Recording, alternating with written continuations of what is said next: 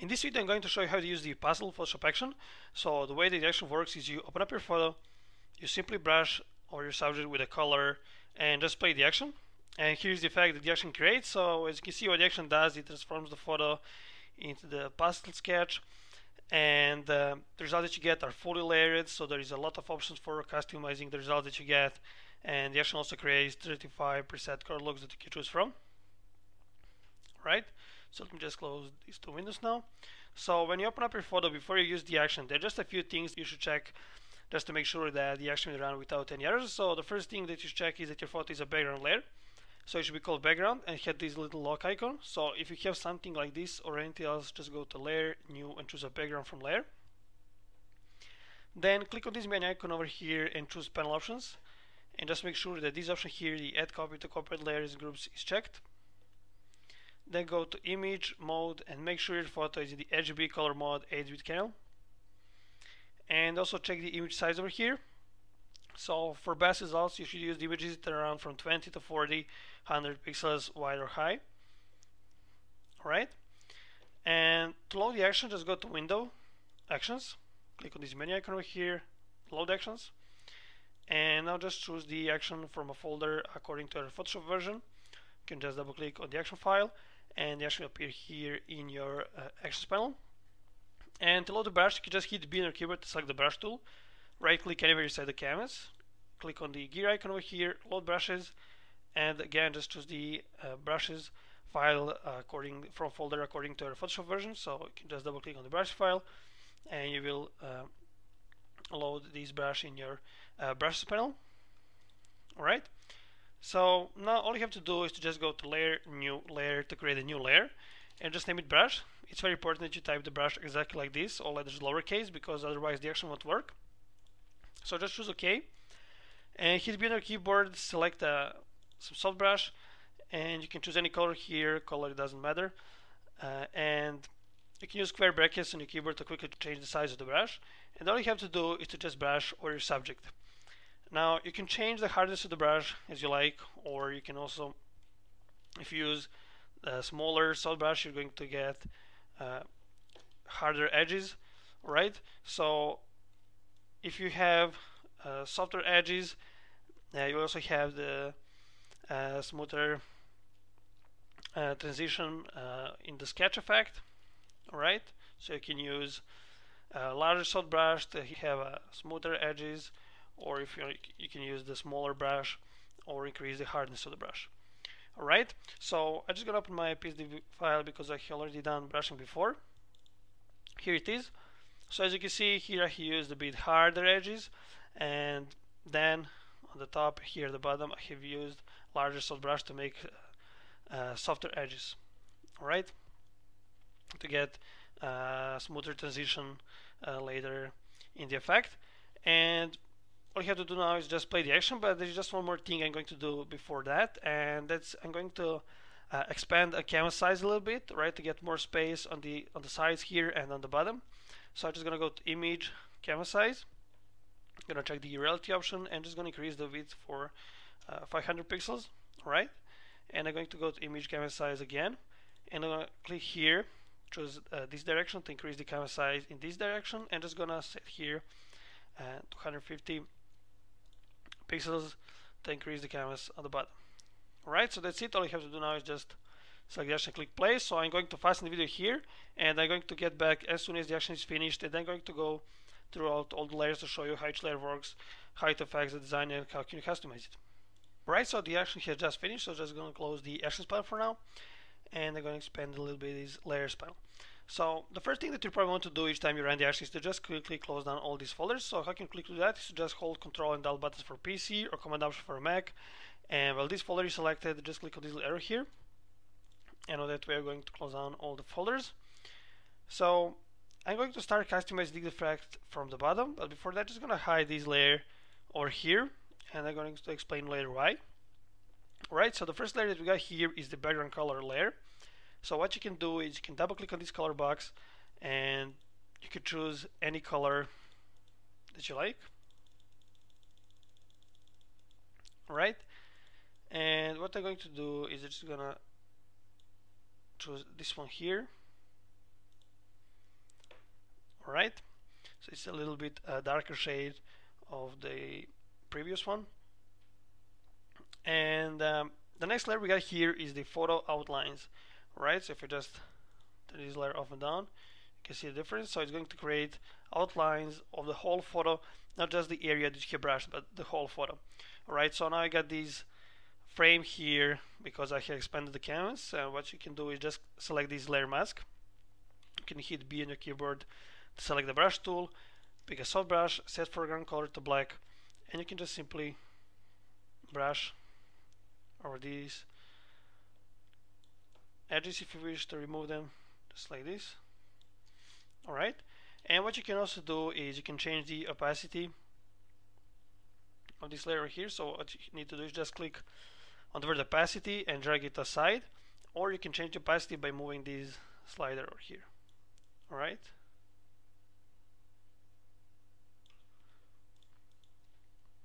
so the next folder we got here is the sketch textures folder. So this is actually the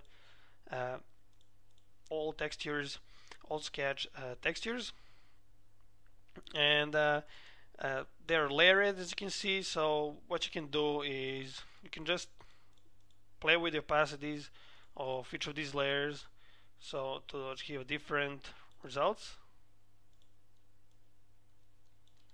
Alright, and what you can also do is if you wish to remove some texture or some area, you can just repeat the same method we did for the photo outlines layer. So select the layer mask, pick a brush tool, set foreground color to black, and simply brush wherever you wish to remove that specific layer.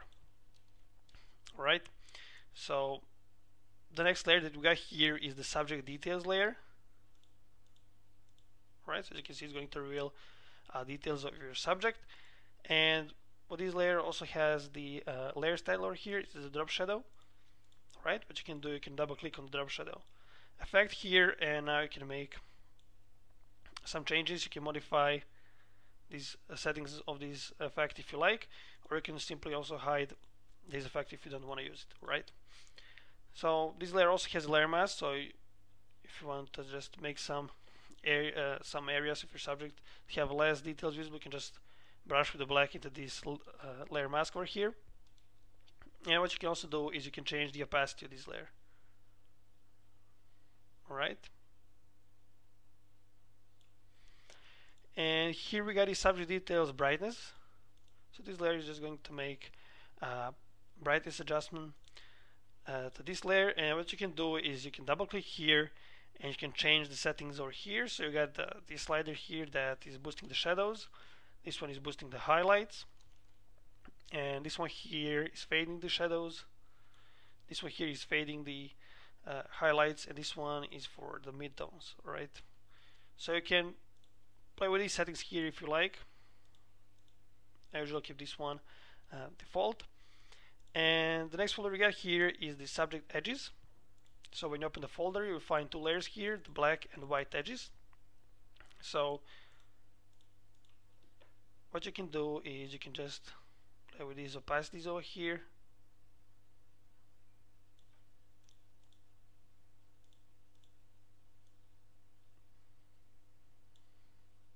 Alright, and these layers also has their layer mask, so you can brush with the black if you wish to remove these edges on every area, or you can also brush into this main layer mask, and then you're going to remove both black and white edges over the area where you brush.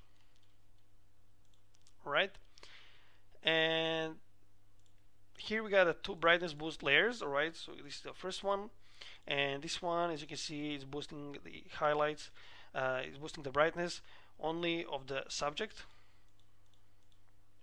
Alright, and what you can do is double click here and make any changes here if you like.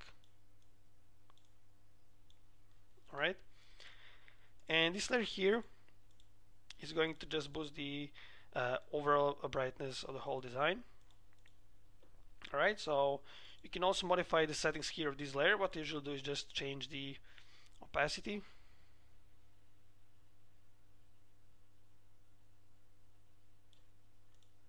Right, I'm gonna leave it like this. And here we got the sketch textures contrast. So as you can see, this layer is going to add the contrast only to the sketch textures, right? It doesn't affect the subject area, but the background and the sketch textures. And how you change the contrast is you just change the opacity. Right, and here we got the reveal original photo layer. It says here brush white into mask. So if you wish to reveal the original photo or some specific area, so what you need to do is just select this layer mask, pick a brush tool, and just choose a soft brush and set foreground color to white, and you can simply brush wherever you wish to reveal your original photo. Right, and what you can also do, you can reveal it for some areas like this, and then you can change the opacities if you like, right, to make it blends better. And I'm not going to use this layer in this example. And here we got the reveal original colors layer. It says also brush white into mask. So what I'm going to do is just going to select this layer mask, and I'm going to choose the pastel brush that can be downloaded. Just set foreground color to white, and you can now just simply brush over the areas that you wish to colorize with the original photo colors. Alright, so just gonna brush like this. And what you can also do is you can change the size of this brush. You can do it quickly using the square brackets on your keyboard.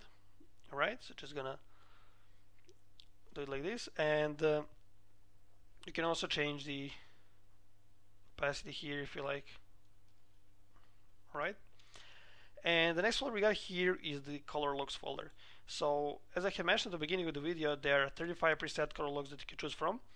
So all I have to do is to select any of those color looks, turn it on, see how it looks. If you don't like it, simply turn it off and try with another. What you can also do is you can just turn on several color looks, for example like this one, then you can just tweak their opacities and get some unique color look. Right, in this example I'm going to use this one here.